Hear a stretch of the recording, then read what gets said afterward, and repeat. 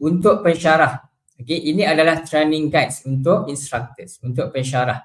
Okey, dia ada 4 langkah yang mudah. Okey, very simple, straightforward. Okey, ini yang saya akan cover untuk bahagian pensyarah. Okey, baik. Jadi bila kita dah log masuk, okey, untuk langkah yang pertama ni saya akan skip. Okey, sebab langkah pertama ni untuk new user sahaja. Okey, untuk bila subadmin dah daftarkan pensyarah untuk akaun Turnitin, dia perlu ikut langkah yang pertama untuk dia set up, okey, account instructor. Okey, jadi untuk langkah yang pertama saya akan skip. Kita akan pergi kepada langkah yang kedua lah. Okey, baik. Daripada account instructor homepage, okey, kita akan nampak sebagai contoh dalam account saya, no classes have been added to this account. Okay, so to add your first class, you either click here or you click on add class button. Okay, baik. Untuk create class, okay, create class ni adalah langkah yang pertama. Okay, langkah pertama yang membolehkan pensyarah dan juga pelajar untuk mengakses dan menggunakan Turnitin di IPGM. Okay, jadi untuk kita create class, okay, sama ada kita klik pada link here, okay, ataupun boleh klik pada butang add class. Okay, jadi klik pada butang add class. Kemudian kita akan nampak create a new class page. Okay, class settings. Baik, yang pertama jenis class, class type. Okay, untuk class type ada 2 jenis class. Okay, ada 2 jenis class iaitu standard class dan juga master class. Okay, master class bukan bermaksud untuk postgraduate student. Okay, master class bukan untuk pelajar master. Okay, master class bukan untuk pelajar PhD. Okay, kita hanya akan menggunakan master class sekiranya, okay, sekiranya pensyarah mempunyai teaching assistant ataupun tutor. Okay, kalau kita ada teaching assistant, kita ada tutor, kita boleh create master class. Okay, dan dalam masa yang sama, okay, kita boleh monitor, kita boleh access, okay, submission dari setiap pelajar yang ada dalam kelas teaching assistant ataupun tutor. Okay, ini adalah master class lah. Okay, untuk normal submission kita gunakan standard class. Okay, jadi untuk standard class kita akan log masuk dalam account kita dan kita hanya mempunyai akses untuk pelajar kita sahaja. Okay, jadi kita tak boleh akses pelajar daripada kelas pensyarah yang lain. Okay, kita boleh akses pelajar kita sahaja. Okay, untuk normal submission kita gunakan standard class. Okay, master class kalau kita ada teaching assistant, kita ada tutor. Setiap tutor dia ada set of students sendiri, kita boleh access submission. Okay, itu master class. Okay, baik. Seterusnya class name. Okay, class name ni kita boleh letak apa sahaja. Okay, terpulang kepada pensyarah. Okay, kita boleh letak contoh nama subjek, boleh letak kod subjek, okay, sebagai contoh. Okay, saya letak MGM 3211. Okay, pengurusan pemasaran. Okay, baik, untuk class name, okay, pensyarah boleh letak apa sahaja terpulang kepada pensyarah. Okay, boleh letak subject code, boleh letak subject name. Okay, nak letak semester pun boleh, nak letak tahun pun boleh. Okay, terpulang kepada pensyarah. Okay, baik. Seterusnya enrollment key. Okay, enrollment key ni adalah key. Okay, key yang pensyarah perlu berikan kepada pelajar. Okay, berserta dengan kelas ID untuk pelajar ni dia daftar account dan enroll dalam kelas. Okay, enrollment key ni untuk pelajar dia daftar account. Okay, untuk akaun pelajar saya akan pergi kepada akaun pelajar nanti.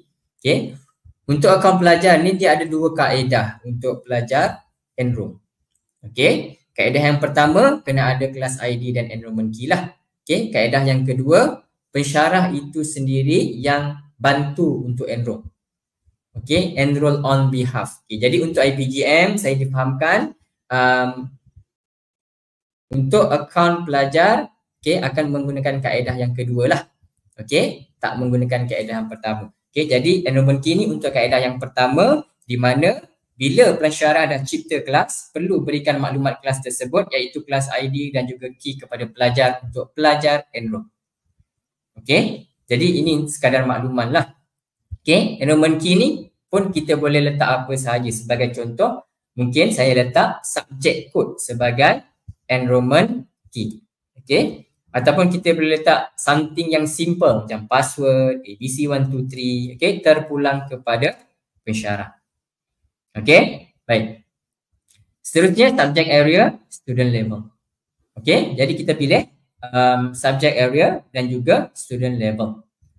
Untuk subject area dan student level, ini adalah dua medan yang wajib untuk diisi. Wajib untuk diisi. Kalau tak isi, tak boleh klik butang submit. Subject area dan student level wajib untuk pensyarah isi, walau bagaimanapun tak perlu risau sebab subject area dan student level ni tidak mempengaruhi submission daripada pelajar. Tidak mempengaruhi sebab subject area dan student level ni hanyalah untuk turn in record sahaja. For record purpose. Daripada turn in. Dia tak akan memberi kesan, tak akan efek kelas yang dicipta oleh pensyarah. Ataupun manuskrip yang dihantar oleh pelajar kepada turn in, tak memberi kesan. Sekadar untuk record sahaja. Baik. Seterusnya class end date. Ini adalah tempoh masa kelas. Tempoh masa kelas. By default, tetapan untuk tempoh masa kelas adalah setahun. 12 bulan by default. Tapi kalau tempoh masa kelas kita lebih daripada setahun, kurang daripada 12 bulan, mungkin 6 bulan, kita boleh ubah class end date. Kita boleh ubah class end date. Tapi untuk tempoh masa kelas, by default adalah setahun. 12 bulan. Jadi kita boleh pilih tarikh bila kelas ni akan tamat. Kelas ni akan expire. Baik. Jadi bila kelas ni tarikh dia dah lepas. Kelas ni pelajar tak boleh akses untuk hantar manuskrip. Bila tarikh tu dah lepas, pelajar tak boleh akses kelas tersebut untuk dia hantar manuskrip, melainkan kelas ni diaktifkan semula oleh pensyarah. Jadi bila kelas dah tamat tempoh, semua maklumat dan juga tugasan yang ada dalam kelas tersebut kita masih boleh lihat. Tetapi pelajar tak boleh buat apa-apa submission yang baru, ataupun pensyarah tak boleh create, tak boleh cipta apa-apa assignment ataupun tugasan. Walau bagaimanapun, sebagai pensyarah, untuk account instructor, kita ada capable, untuk kita lanjutkan. Untuk kita lanjutkan kelas yang dah tamat tempoh untuk diaktifkan semula. Baik, jadi kita boleh tetapkan tarikh tamat kelas tersebut, kemudian kita boleh klik butang submit untuk kita tambahkan kelas. Klik butang submit. Jadi maklumat kelas akan dipaparkan dalam satu pop-up window. Yang mengandungi kelas ID dan juga enrollment key untuk confirmation. Jadi setiap kali bila pensyarah create kelas yang baru, kita cipta kelas yang baru, dia akan paparkan pop-up window, dia akan bagi tahu yang kita dah create satu kelas yang baru. Sebagai contoh, saya dah cipta kelas MGM 3211 pengurusan pemasaran SEM 1 2024 beserta dengan kelas ID dan juga enrollment key. Enrollment key ini adalah key yang kita dah tetapkan tadi dalam tetapan kelas. Dan kelas ID okey, dijana secara automatik oleh sistem Turnitin. Okey, jadi semua pensyarah mempunyai kelas ID yang berbeza. Okey, sekiranya kita cipta beberapa kelas, okey, sebenarnya kita boleh tetapkan enrollment key yang sama. Sebab kelas ID untuk setiap kelas yang dicipta adalah berbeza walaupun nama kelas yang sama. Okey, jadi ini adalah maklumat kelas yang perlu diberikan kepada pelajar sekiranya untuk enroll pelajar menggunakan kaedah yang pertama. Okey, cuma untuk sesi pada kali ini saya tak akan terangkanlah untuk kaedah yang pertama sebab untuk IPJM kita tak guna kaedah yang pertama. Okey, dan jangan kongsikan maklumat kelas ni kepada orang luar, luar daripada IPG sebab sesiapa sahaja yang ada maklumat kelas, ada kelas ID, ada enrollment key boleh masuk kelas kita dan boleh hantar manuskrip. Okey, baik. Dan untuk kelas creation, kita cadangkan kepada pensyarah untuk tetapkan kelas ikut semester. Okey, untuk tetapkan kelas ikut semester, okey, sebab untuk memastikan pelajar yang tidak aktif daripada tahun yang sebelumnya tak dikira dalam limit license. Okey, limit license. Jadi untuk kelas, setiap kali bila pensyarah cipta kelas, okey, kita sepatutnya cipta ikut tempoh masa tu ikut semester lah ataupun school year. Okey, bila ada kumpulan pelajar yang baru dalam kursus tersebut. Okey, ni untuk memudahkan untuk kita mengawal limit untuk lesen Turnitin. Okey, baik. Kemudian boleh klik pada butang continue. Okey, saya dah cipta satu kelas iaitu MGM 3211 pengurusan pemasaran SEM 1 2024 beserta dengan kelas ID di bahagian kiri kelas name. Okey, sekiranya kita terlupa kelas ID, kita boleh rujuk di bahagian kiri kelas name lah.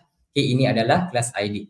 Okey, dan sekiranya kita terlupa enrollment key, okey, ataupun kita nak ubah tarikh tamat kelas. Okey, sebagai contoh, kelas ni status dah expired. Okey, tapi kita nak lanjutkan lagi tempoh kelas tersebut, kita nak aktifkan semula kelas tersebut. Okey, ataupun status kelas ni masih aktif, tapi kelas ni kita dah tak gunakan. Semua pelajar ni dah graduate. Okey, dah tak digunakan, dah graduate, kita nak expiredkan kelas. Okey, jadi macam mana kita nak reactivate ataupun kita nak expiredkan kelas adalah dengan cara klik pada butang edit. Okey, yang ada icon gear dekat sini, okey, edit button. Okey, so it brings you to the earlier page. Kita boleh tengok balik kelas settings. Okey, daripada kelas setting kita boleh nampak enrollment key dekat sini ataupun kita boleh ubah tarikh tamat kelas, sama ada kita nak extend ataupun kita nak expiredkan kelas. Okey, kemudian boleh klik butang submit.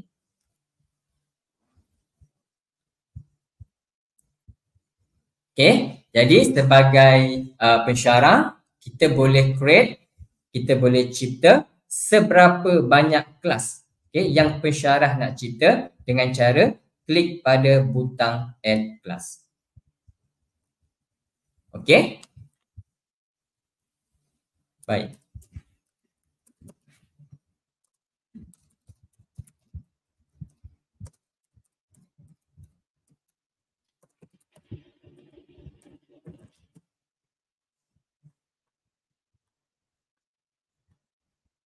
Okey, ini cara bagaimana pensyarah untuk kita cipta kelas lah. Okey, jadi pensyarah boleh cipta seberapa banyak kelas yang pensyarah nak cipta.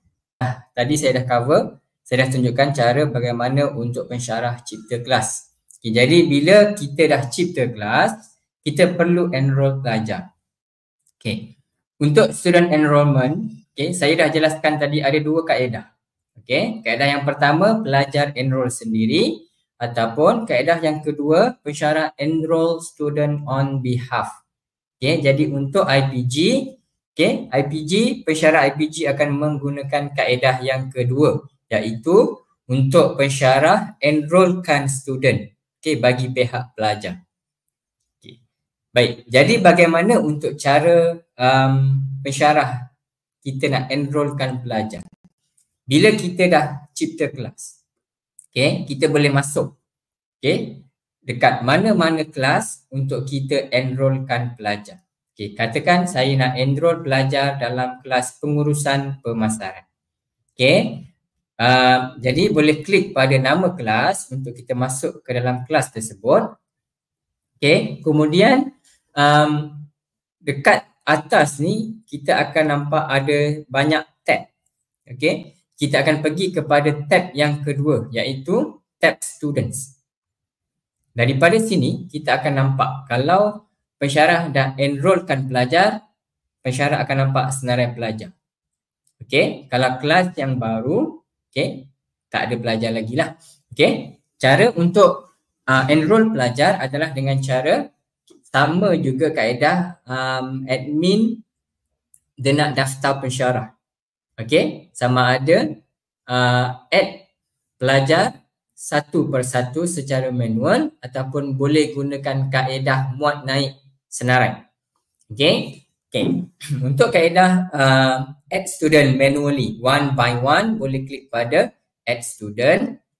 Okey. Kemudian nampak enroll a student, masukkanlah nama pelajar, first name, last name dan juga email address.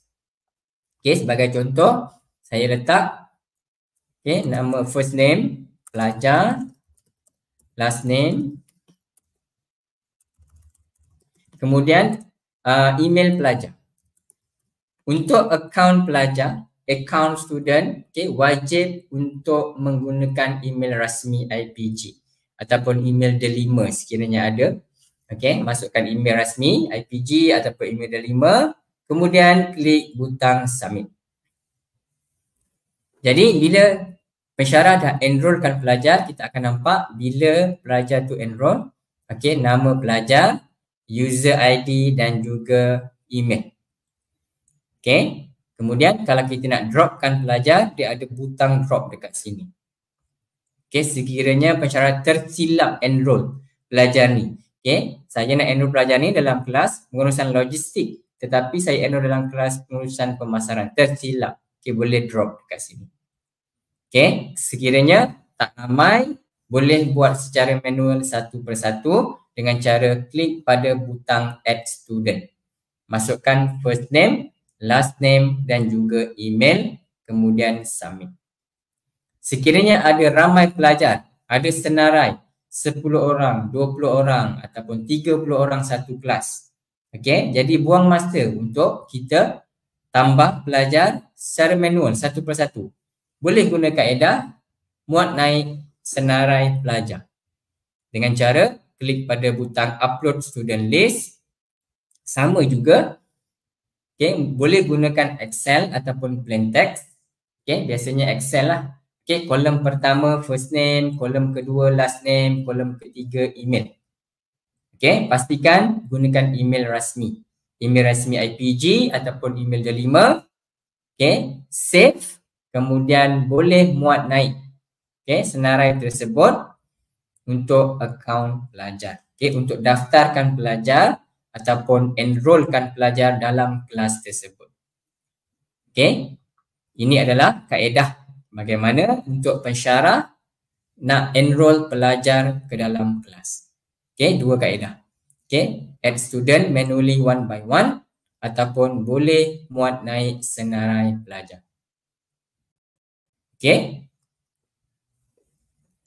Baik. Seterusnya, kita akan pergi kepada cara bagaimana untuk pensyarah mencipta kelas.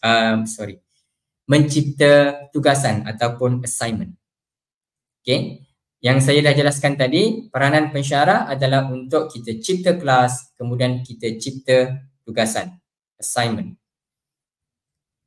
Lepas kita cipta kelas, untuk kita cipta assignment ataupun tugasan, kita perlu masuk ke dalam kelas tersebut. Contoh, katakan saya nak cipta tugasan dalam kelas pengurusan pemasaran. Kita boleh klik pada nama kelas pengurusan pemasaran untuk kita masuk ke dalam kelas tersebut. Okey. Jadi sebelum kita ataupun pelajar untuk hantar manuskrip kepada Taniin, pertamanya kita perlu cipta assignment. Kalau tak ada assignment, pelajar tak boleh hantar. Sebagai contoh, kita dah cipta satu kelas. Kemudian kita dah enrollkan pelajar dalam kelas tersebut. Tetapi tiada assignment, tiada tugasan. Jadi pelajar walaupun dah enroll tapi tak boleh nak hantar manuskrip sebab tiada assignment. Jadi bila pensyarah dah create kelas, pensyarah perlu create assignment. Sekurang-kurangnya kena ada satu assignment untuk pelajar hantar manuskrip. Baik, jadi cara untuk kita tambahkan assignment dengan cara klik pada butang add assignment. Klik pada butang add assignment.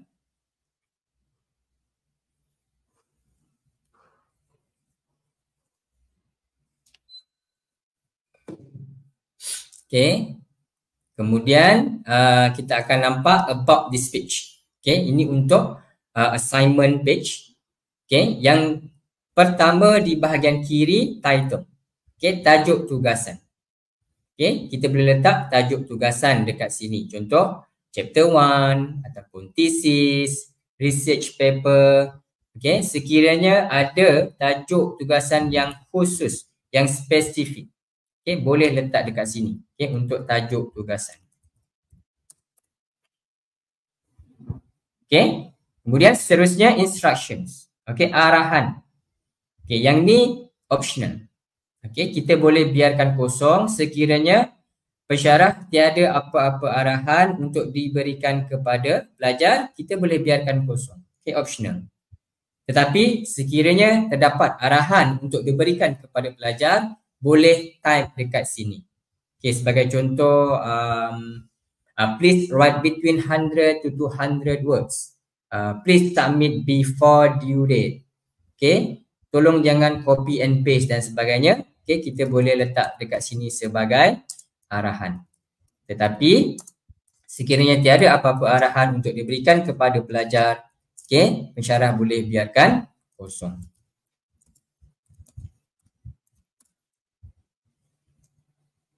Baik, seterusnya submit paper 2. Bila kita klik pada drop down menu, kita akan nampak ada dua pilihan, iaitu standard paper repository, do not store the submitted papers. Untuk standard paper repository, apa sahaja yang pensyarah ataupun pelajar submit manuskrip kepada Taniin, Taniin akan membuat semakan. Taniin akan membuat semakan dan Taniin akan jana laporan similarity berapa peratus. Dan Taniin akan simpan manuskrip tersebut ke dalam pangkalan data Taniin untuk future matching. Untuk standard paper repository, apa sahaja manuskrip yang dihantar sama ada oleh pensyarah ataupun pelajar, Taniin akan semak dan menjana laporan similarity serta simpan manuskrip tersebut ke dalam pangkalan data Taniin untuk future matching. Pilihan yang kedua, do not stop the submitted papers. Apa sahaja manuskrip yang dihantar sama ada oleh pensyarah atau pelajar kepada Taniin, Taniin akan membuat semakan. Taniin akan menjana laporan similarity berapa peratus, tetapi Taniin takkan simpan manuskrip tersebut ke dalam pangkalan data Taniin. Tetapi in future, kalau ada orang lain ambil manuskrip tersebut, copy content daripada manuskrip tersebut dan hantar kepada Taniin, consider original paper, original author. Jadi biasanya untuk student submission, kita galakkan pensyarah untuk pilih standard paper repository. Sebab apa? Sebab pelajar suka copy daripada senior paper. Okay, copy senior paper, copy paper pelajar daripada institusi yang lain, okay, ataupun pelajar dalam kelas, okay, meniru buat tugasan. Okay, so this is where you can trace the students paper matching. Okay, untuk student submission, kita galakkan pensyarah untuk pilih standard paper repository. Okay, so standard paper repository, okay, manuskrip tersebut akan disimpan dalam repository Turnitin, okay, global Turnitin repository. Okay, do not store submitted papers. Turnitin akan jana laporan similarity, okay, tetapi Turnitin takkan simpan manuskrip tersebut ke dalam pengkalan data Turnitin. Baik. Kemudian seterusnya di bahagian kanan, okay, kita ada max grade. Okay, yang ni untuk grade mark lah. Okay, untuk grade mark, okay, max grade. Contoh, okay, katakan assignment 1 ni dia carry 100 markah. Jadi kita boleh letak maximum grade 100. Ataupun assignment 1 ni mungkin 20 markah, 50 markah. Kita boleh letak lah maximum grade 20, 50. Okay, yang ni untuk grade mark. Okay, cuma yang saya dah jelaskan tadi untuk IPGM tiada akses untuk grade mark lah. Okay, hanya originality check sahaja. Okay, kemudian untuk tarikh. Okay, tarikh ni dia ada 3. Ada start date, ada due date, ada feedback release date. Okay, start date and due date. Ini adalah tempoh masa tugasan. Okay, untuk assignment period. Okay, by default tetapannya adalah seminggu. Okay, biasanya 7 hari by default. Okay, tetapi sekiranya tempoh tugasan untuk pelajar lebih daripada seminggu ataupun kurang daripada 7 hari, kita boleh ubah tarikh tersebut.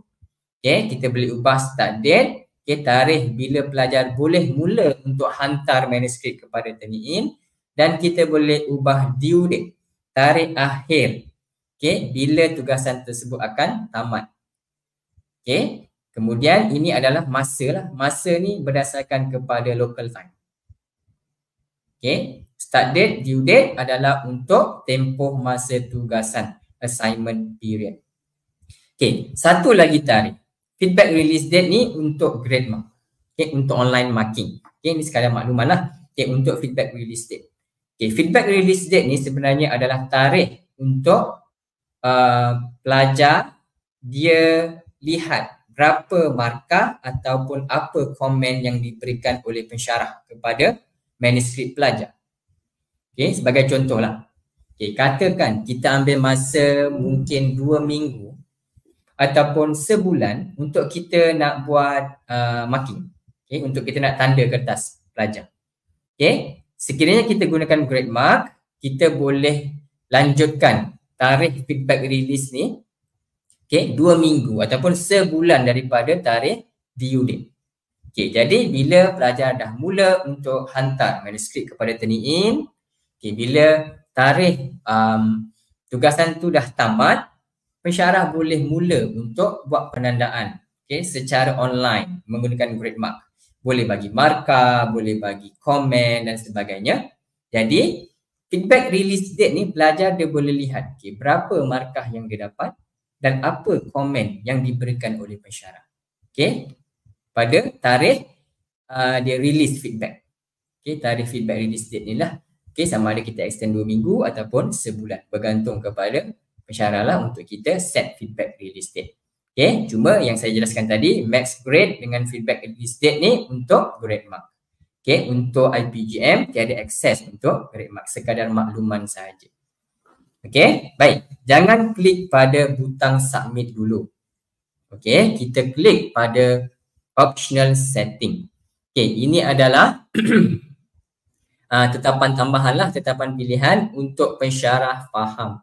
Okay, sangat penting untuk pensyarah faham, okay, bagaimana untuk kita tetapkan, okay, untuk kita set, okay, tugasan assignment yang kita nak berikan kepada pelajar. Okay, sebab kalau kita tak faham, okay, kita tak tahu macam mana kita nak set, nak tetapkan, okay, dia akan mempengaruhi, okay, dia akan memberi kesan yang sangat besar okey, pada skor persamaan yang dijana dalam setiap laporan turn-in. Okey. Oleh yang demikian, okey, saya menasihati kepada pensyarah untuk kita pastikan, okey, semua tetapan tugasan kita semak dulu sebelum kita nak lengkapkan, okey, untuk assignment tersebut. Okey, baik. Jadi yang pertama, submission settings. Okay, submission settings allow submissions of any file type. Okay, by default tetapannya adalah disable. Okay, kalau kita enable bermaksud kita benarkan pelajar untuk hantar manuskrip dalam apa jua format. Okay, apa jua format. Okay, yang ni kena berhati-hati sebab mungkin ada di kalangan pelajar yang akan manipulate submission dengan cara memanipulasi file format.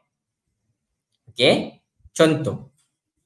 Okey, contoh. Okey, katakan pelajar dia buat tugasan, kemudian pelajar print. Okey, lepas dia print, dia pergi scan dokumen. Okey, untuk scan dokumen dia akan jadi image. Okey, dia akan jadi file image walaupun dalam format PDF. Sekiranya pensyarah enable, okay, untuk benarkan submission dalam apa jua file format, bila pelajar hantar, pelajar boleh submit. Cuma turn-in tak boleh nak jana laporan similarity. Peratus tu dia tak akan keluar. Okay, tapi sekiranya pelajar dia memanipulasi file format, dia scan dokumen, tetapi pensyarah tak allow, okay, disable option ini. Bila pelajar cuba untuk hantar manuskrip tersebut, pelajar tak boleh nak submit sebab turn-in tak boleh accept the file format. Okay, jadi allow submissions of any file type, okay, disable or enable. Okay, baik, seterusnya allow late submission. Okay, allow late submissions to the assignment. Okay, sekiranya pensyarah enable, pelajar boleh hantar manuskrip selepas tarikh tamat. Okay, selepas tarikh tamat. Kalau kita enable, maksudnya selepas tarikh tamat, pelajar masih boleh hantar manuskrip kepada turn-in. Cuma turn-in dia akan highlight. Okay, dia akan highlight submission date tu dengan warna merah. Okay, tetapi kalau kita disable, bila tarikh tugasan dah tamat, pelajar tak boleh hantar manuskrip kepada turn-in. Okay, baik, seterusnya similarity report. Okay, generate similarity reports for student submissions. Okay, by default tetapannya adalah enable. Okay, kalau kita disable, bila pensyarah atau pelajar hantar manuskrip kepada turn-in, turn-in tak akan jana laporan similarity. Okay, jadi no point, okay, kita guna turn-in without the report. Okay, tapi by default tetapannya adalah enable. Okay, kemudian sekiranya kita enable, okay, kita akan nampak ada 3 pilihan. Okay, ada 3 pilihan.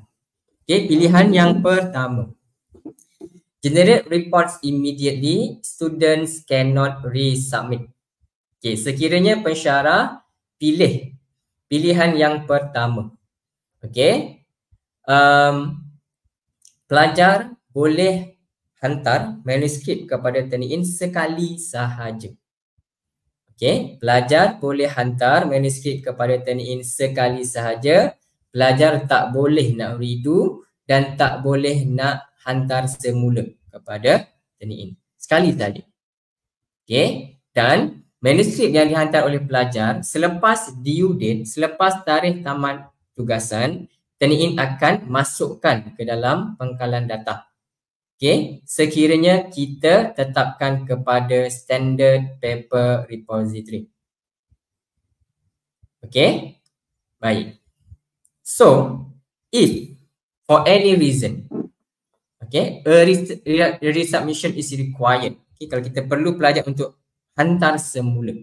Kalau kita dah pilih option yang pertama, pilihan yang pertama ni, okay, pensyarah kena manually delete lah.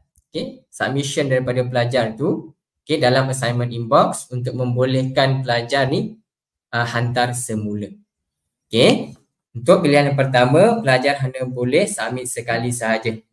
Okay, tak boleh redo, tak boleh resubmit. Kemudian manuskrip yang dihantar tu selepas due date, Turnitin akan capture, akan masukkan ke dalam pangkalan data Turnitin, akan disimpan dalam pangkalan data Turnitin sekiranya kita tetapkan standard paper repository. Okay.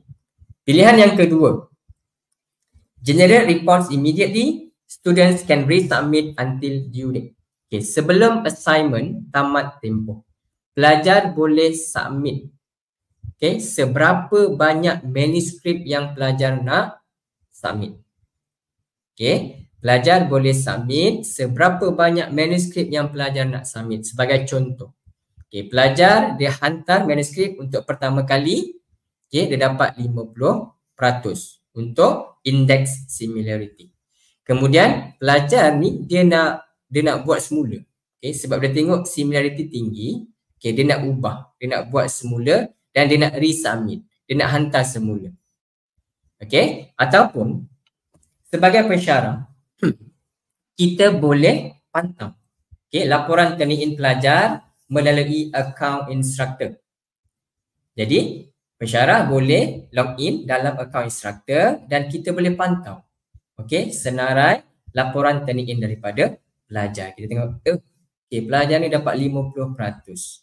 Kemudian kita boleh hubungi pelajar, okay, kita boleh engage dengan pelajar. Hello Mazlan, tolong semak tugasan awak, okay, ada 50%, agak tinggi, okay, please redo, please refresh and then resubmit. Jadi kita boleh hubungi pelajar, kita boleh engage, okay, engagement between lecturers and the students, okay, kita boleh guide, okay, guide the students, okay. Jadi pelajar ni dia boleh balik buat semula dan hantar semula. Okay, baik. Jadi submission yang kedua akan override submission yang pertama. Okay, sekiranya pelajar dia buat submission untuk kali yang kedua, Turnitin akan override untuk submission yang pertama. Okay, submission yang terkini yang dihantar oleh pelajar, Turnitin akan override dengan submission yang sebelumnya. Okay, hanya salinan yang terakhir, okay, manuskrip yang terakhir yang dihantar oleh pelajar kepada Turnitin akan capture selepas due date kalau kita tetapkan standard paper repository. Jadi sebelum tarikh tamat, okay, semua manuskrip yang dihantar oleh pelajar Turnitin takkan simpan, okay, dia takkan simpan.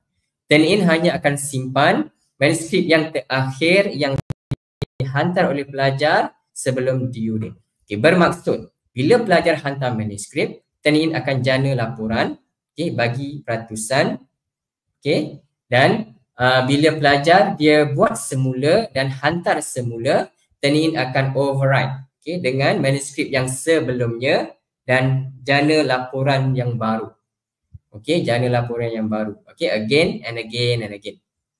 Okay, baik. Jadi untuk pilihan ni, ini yang kita recommend lah sebenarnya. Okay, pilihan ni kita cadangkan bila pensyarah nak gunakan laporan similarity ni sebagai formative feedback. Okay, sebab laporan ni dia akan dijana, okay, immediately, okay, okay, untuk setiap kali bila pelajar hantar kepada Turnitin. Okay, so after 3 resubmissions, reports generate after 24 hours. Okay, jadi pelajar ni dia boleh hantar semula, okay, seberapa banyak kali yang pelajar nak hantar sampai assignment tu tamat tempoh. Okay, untuk 3 submission yang pertama, okay, Turnitin akan jana report tersebut, okay, laporan tersebut immediately. Okay, cuma laporan similarity untuk yang kali keempat dan seterusnya yang pelajar hantar, okay, laporan tu akan dijana selepas 24 jam. Okay, selepas 24 jam. Jadi pelajar boleh resubmit seberapa banyak kali nak pelajar nak resubmit. pelajar boleh resubmit. Okay. Kemudian pilihan yang ketiga, generate reports on due date. Jadi sebelum assignment tamat tempoh, okay, pelajar boleh hantar seberapa banyak manuskrip yang pelajar nak hantar. Okay, tetapi Turnitin hanya akan jana satu laporan sahaja, iaitu yang final copy, okay, bila assignment dah tamat tempoh. Okay, berbalik kepada soalan daripada Dr. Kumar. Okay, macam mana kalau pelajar dah hantar similarity tinggi, dia nak buat semula. Okay, kalau kita pilih pilihan yang kedua, maksudnya kita benarkan pelajar untuk hantar semula. Okay, dan kita pilih standard paper repository, kita tak perlu risau. Okay, dah tinggi, lepas tu nak buat semula, dia nak hantar semula. Dia takut lagi tinggi. Tak perlu risau sebab apa-apa manuskrip yang pelajar hantar, selagi mana pelajar dia hantar semula sebelum tamat tempoh, Turnitin takkan simpan. Okay, jadi takkan ada isu bila dah hantar lagi tinggi. Okay, takkan ada isu. Melainkan bila dah tamat tempoh, pelajar tu hantar semula, yang itu baru akan ada isu, dia akan jadi lagi tinggi. Sebab dia akan ada padanan dengan salinan yang terakhir yang pelajar hantar sebab Turnitin dah simpan. Okay, jadi untuk menjawab soalan Dr. Kumar tadi, okay, kalau kita benarkan pelajar untuk hantar semula dan kalau kita tetapkan kepada standard paper repository, tak perlu risau sekiranya pelajar dia menghantar semula sebelum tamat tempoh tugasan. Okay, seterusnya. Okay, enable translated matching. Okay, translated matching ni adalah ciri di mana sekiranya pelajar dia buat terjemahan. Okay, terjemahan konten. Okay, katakan original content ni dalam bahasa A, pelajar dia pergi terjemah ke dalam bahasa B, kemudian pelajar hantar kepada Turnitin. Okay, kalau pensyarat enable, sekiranya ada padanan, okay, similarity untuk the translated content, Turnitin akan highlight sebagai similarity. Okay, yang ni sekiranya pelajar dia manipulate submission dengan cara dia buat translation. Okay, kalau kita enable, kalau ada similarity untuk the translated content, Turnitin akan highlight sebagai similarity. Okay. Baik. Seterusnya, allow students to view similarity report. Okay, kalau kita disable, okay, bila pelajar hantar manuskrip kepada Turnitin, pelajar tak boleh lihat laporan similarity. Okay, pelajar tak tahu berapa peratus similarity yang dia dapat sebab pelajar tiada akses untuk laporan tersebut. Tapi kalau pensyarat enable, okay, benarkan pelajar untuk tengok laporan similarity. Bila pelajar hantar manuskrip kepada Turnitin, pelajar boleh tengok berapa peratus similarity yang dia dapat dan boleh tengok laporan tersebut. Okay, jadi sekiranya kita pilih pilihan yang kedua, maksudnya kita benarkan pelajar untuk menghantar semula. Okay, jadi adalah lebih mudah, lebih baik untuk kita benarkan juga pelajar untuk tengok laporan tersebut. Okay, jadi mudahlah kepada pensyarah. Tadi tak perlulah setiap kali pelajar dia hantar semula, kita nak kena bagi laporan tu kepada pelajar. Okay, bila pelajar hantar lagi, bagi lagi laporan. Jadi tak perlu. Sebab pelajar tu sendiri boleh tengok laporan tersebut. Okay, baik. Seterusnya, exclude bibliographic materials. Okay, ya, untuk bibliographic materials, okay, tetapan ni dia akan exclude teks, okay, yang ada dalam bibliografi ataupun works cited ataupun senarai rujukan.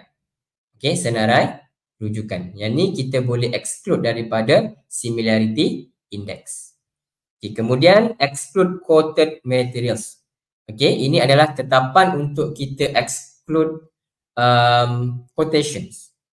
Okay, untuk exclude quotation marks, okay, daripada turn in semak lah untuk similarity. Okay, open and close inverted commas, yang tu apa? Pembuka dan penutup kata lah, quotation. Okay, untuk bahagian ni pun kena berhati-hati sebab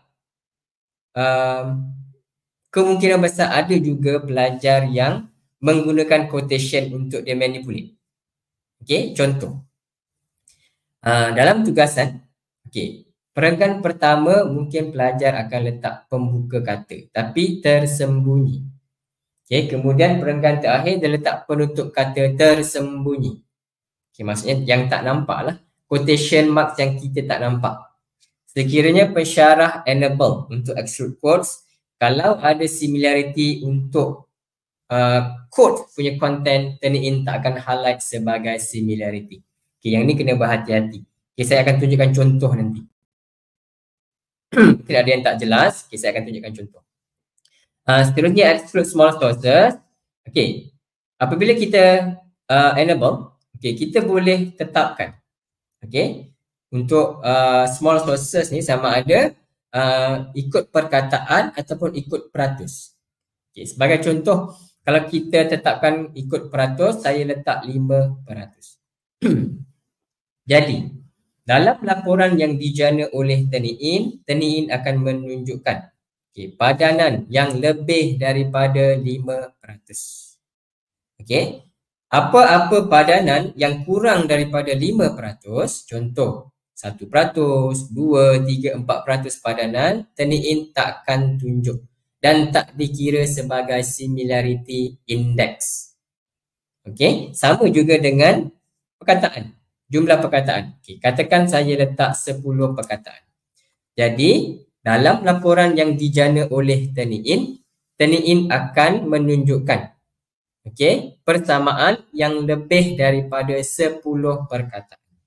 Okay, apa-apa persamaan untuk kurang daripada 10 perkataan, turn in takkan highlight dan tak dikira sebagai similarity index. Okay, tapi bagi saya nak tengok semualah. Okay, walaupun ada 1% padanan, saya tetap nak tengok, saya akan disable. Okay, jadi terpulang kepada pensyarah lah. Okay, whichever that you prefer. Okay, dan untuk makluman semua pensyarah, untuk 3 bahagian ni, bibliographic materials, quoted materials, small sources, okay, dekat main assignment setting kita boleh disable dulu.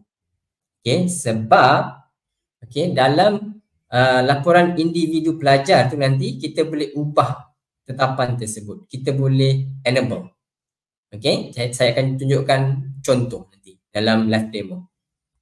Baik. Seterusnya, compare against. Okay, student paper repository, current and archive internet contents and publishers content. Okay, ini adalah pilihan yang membolehkan untuk pensyarah pilih, okay, repository, okay, 3 jenis pangkalan data, okay, daripada turn in. Okay, ada students paper, internet contents dan publish contents. Okay, jadi yang terbaik adalah untuk kita enable ketiga-tiganya lah. Okay, untuk compare against students paper, internet contents and the publishers content. Okay, seterusnya exclude assignment template. Okay, sekiranya kita ada pensyarah ada memberikan template document. Okay, template document untuk pelajar ikutlah. Okay, untuk pelajar lampirkan. Okay, jadi